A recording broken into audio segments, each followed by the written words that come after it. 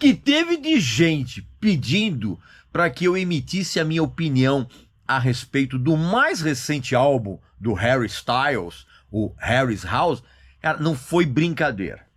Então, depois de muita insistência, eu trago aqui a minha opinião a respeito desse disco. Presta atenção.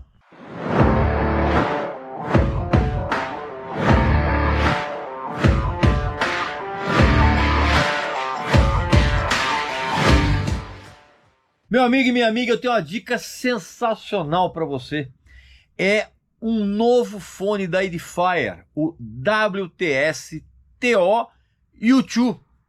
É um fone de uma qualidade inacreditável, ele é uma versão Bluetooth 5.1, tem inclusive um redutor de ruído na hora que você está conversando com alguém. É um fone sensacional, é resistente à poeira, à água, tem uma qualidade inacreditável e é pequenininho, mas tem uma qualidade imensa. E a bateria desse fone dura inacreditáveis 25 horas. Claro que você tem desconto aqui com a gente.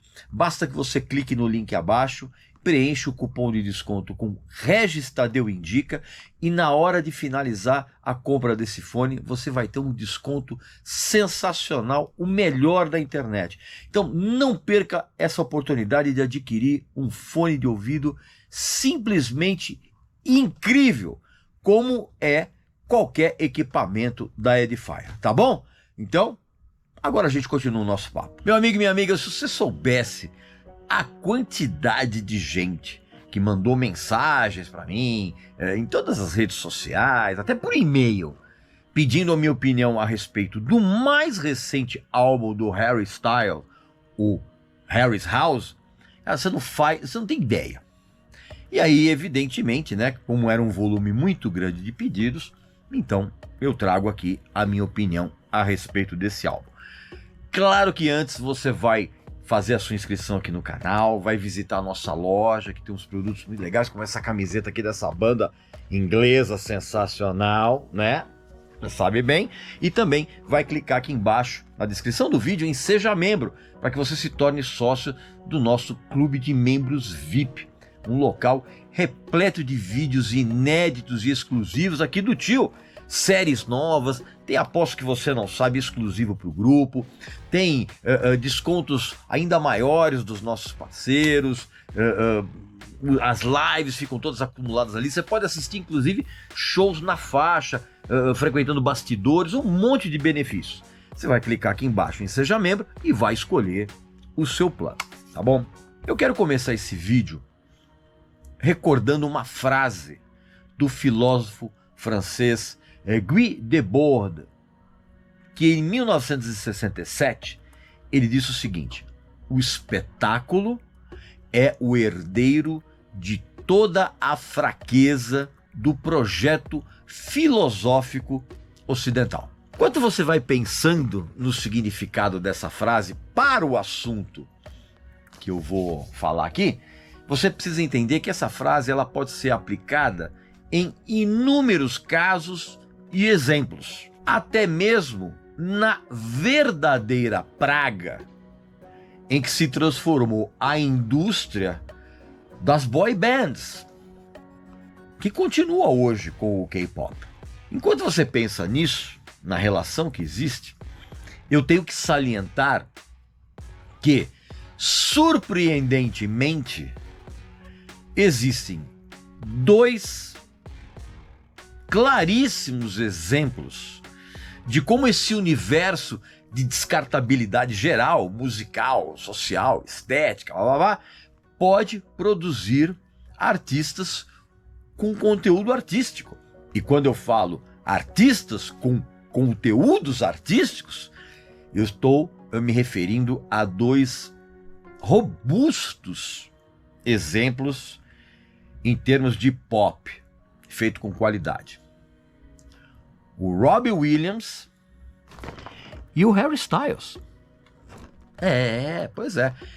Você sabe muito bem que o Harry ele veio daquele horrendo grupo, aquela horrenda boy band, One Direction. Ah, Direction na pronúncia original da Inglaterra. Porque nos Estados Unidos o pessoal fala One Direction. Você escolhe a melhor maneira. Eu falo One Direction. Então o Harry Styles, ele veio daquele horrendo One Direction. E quando aquela porcaria acabou, assim que ela acabou, ele fez o óbvio, sendo ele o cara mais carismático do grupo. Ele enveredou por uma carreira solo. E, espertamente, o Harry fugiu totalmente de qualquer comparação com o seu emprego anterior. Porque os 2 discos que ele lançou anteriores ao Harry's Home, que é o Harry Styles de 2017 e o Fine Line de 2019, esses 2 discos são muito bons. Talvez até faça um vídeo a respeito desses 2 álbuns lá pro meu clube de membros VIP aqui do YouTube. Vou pensar a respeito disso. Bem provável que eu faça. E nesse terceiro álbum, que é o Harry's House, que foi inclusive composto e gravado durante a pandemia, que tá aí ainda, ele novamente trouxe uma vibe dos anos 80 e fez com que isso permeasse todo o disco, assim como ele fez nos 2 anteriores. A ponto, inclusive, de, nesse disco, a gente conseguir estabelecer, eu pelo menos tive isso em mente, estabelecer uma conexão sônica e até mesmo estética com os trabalhos do Bruno Mars e do The Weeknd. E isso fica muito claro logo na primeira faixa, né, na música de abertura do Harry's House, que é uma canção muito legal chamada Music for a Sushi Restaurant, tá? Repleta de naipes de metais e tem um baixo gorduroso sensacional tocado por um baixista chamado Mitch Howland. E essa mesma vibe, ela continua na faixa seguinte, chamada Late Night Talking, que inclusive foi a primeira música que o Harry compôs para esse disco especificamente. E depois eu vou explicar por que eu estou falando isso. E essa música também tem uns sintetizadores assim funcionando como um fio condutor, vamos dizer assim, para uma faixa deliciosamente pop, alto astral, muito bacana. Depois vem uma homenagem quase explícita ao Paul McCartney e ao grupo que ele tinha nos anos 70, que era o Wings, numa canção muito boa, cara. Eu diria que quase ótima, intitulada Grape Juice, que inclusive essa música tem um baixo sensacional que foi tocado pelo Robbie Harris, que é o baixista do Jamiroquai.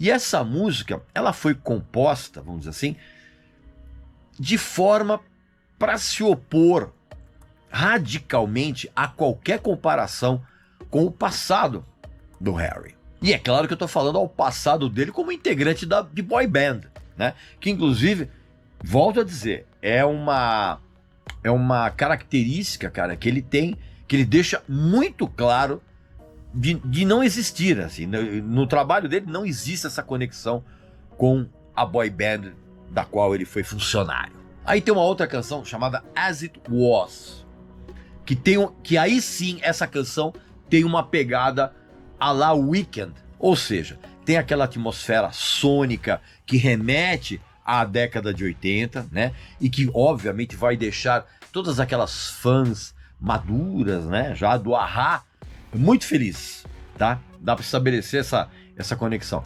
Inclusive, nessa música tem um uso muito equilibrado dos sintetizadores e dos teclados em geral, em relação ao arranjo rítmico da música, né? E a letra dela, de uma certa forma, se você prestar bem atenção, ela tenta expurgar os erros do passado que o Harry cometeu e as mudanças decorrentes disso. E só que ele faz isso com um certo certo azedume, vamos dizer assim, tá? Inclusive, ele volta a fazer essa ligação, em termos temáticos, né? De um modo mais introspectivo em outras faixas desse disco. Primeiro, numa faixa muito delicada, intitulada Little Freak, que traz inclusive a presença de um baixista também excelente, que é o Pino Palladino, que já vem tocando com o The Who há muito tempo. E numa outra canção também uma bela canção, eu diria, intitulada Matilda, que foi inclusive inspirado, o título foi inspirado numa personagem principal de um livro com o mesmo título, escrito pelo Roald Dahl. E a Matilda, ela fala de um relacionamento muito difícil que o Harry teve. E essas duas músicas também, de uma certa forma, servem para que ele destile outras lembranças da sua adolescência. No caso da Matilda, o violão, ele é um instrumento condutor predominante na primeira parte da canção, e aí na segunda parte quem predomina é o piano. Então essas duas canções, tanto Little Freak quanto Matilda, elas expressam esse tipo de sentimento com aquele certo azedume, vamos dizer assim. E essa abordagem, ela volta a acontecer também numa belíssima faixa intitulada Boyfriends, que inclusive é uma canção que ficou de fora do disco anterior, porque ela foi composta já com o deadline do disco anterior já estourado. E essa música traz o violão e a guitarra do Ben Harper, convidado muito bem colocado nessa música. E aquela referência sônica que eu falei antes aqui no vídeo, dos anos 80, ela também acontece numa outra canção bem simpática, intitulada Daylight, que tem uns trechos...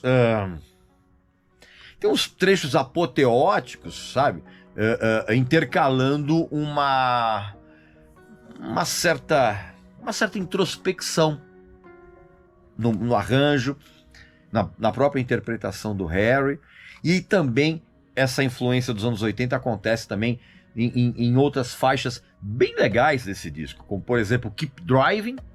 Tem uma outra chamada Love of My Life, que é a música inclusive que encerra o disco, e tem também uma outra canção chamada Satellite, né? Só que essa Satellite, ela tem uma pegada dançante bem elegante. Dançante, elegante, rimou.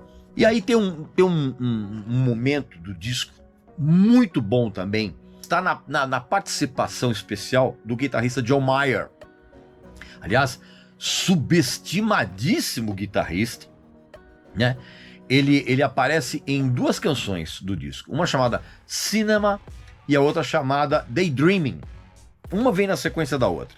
Enquanto a Cinema é uma peça pop, vamos dizer assim, bem legal, né? Swingada, malemolente, né? E concisa em termos de melodia, harmonia e ritmo, inclusive com a guitarra do John Mayer pontuando tudo com uma levadinha funkeada, sabe? Bem malandra, no melhor estilo do Nile Rodgers, do Chic. Enquanto que a outra, ela tem aliás, a outra música tem um sample vocal de uma canção antológica dos Brother Johnsons, chamada Ain't We Funkin' Now, uma ótima sacada, e tem também o baixo do Pino Palladino, né, que eu já expliquei que ele é o baixista do The Who desde a morte do John Entwistle. E a Daydreaming, cara, é um pop soul ensolarado, sensacional. Daqueles, inclusive, que fazem a gente ficar cantarolando a música o dia inteiro. Aliás, essa é uma das características marcantes desse Harry's House. As melodias de todas as canções, cara, elas cativam e vão cativar a todo mundo que ouvir esse disco, cara, independente da sua preferência musical, né? Aliás, o título do álbum, né, Harry's House, ele na verdade ele surgiu porque o Harry ficou de queixo caído quando ele ouviu esse disco aqui, ó, Hosono's House, que é o álbum de estreia do multi-instrumentista japonês, o Haruomi Hosono, né, que ele lançou em 1973. Inclusive, é um disco que tem uma forte influência da The Band. Lembra The Band, que chegou inclusive a acompanhar o Bob Dylan? Pois é.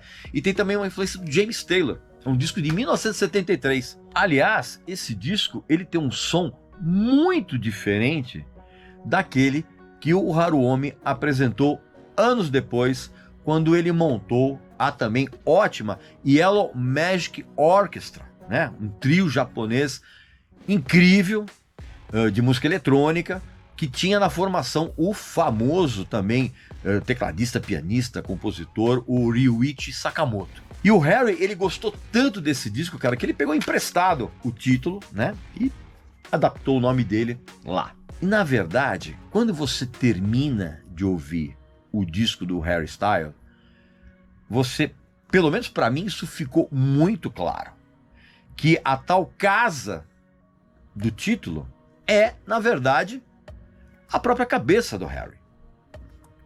É o mundo dele ali.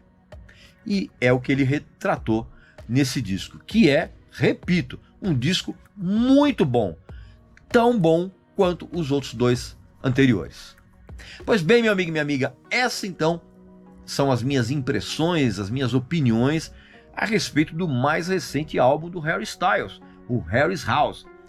Aqui nos comentários, fala pra mim, aliás, fala não, né? Escreve pra mim o que é que você achou desse disco, né? Mas não aquela coisa de, achei legal, achei uma merda. Não.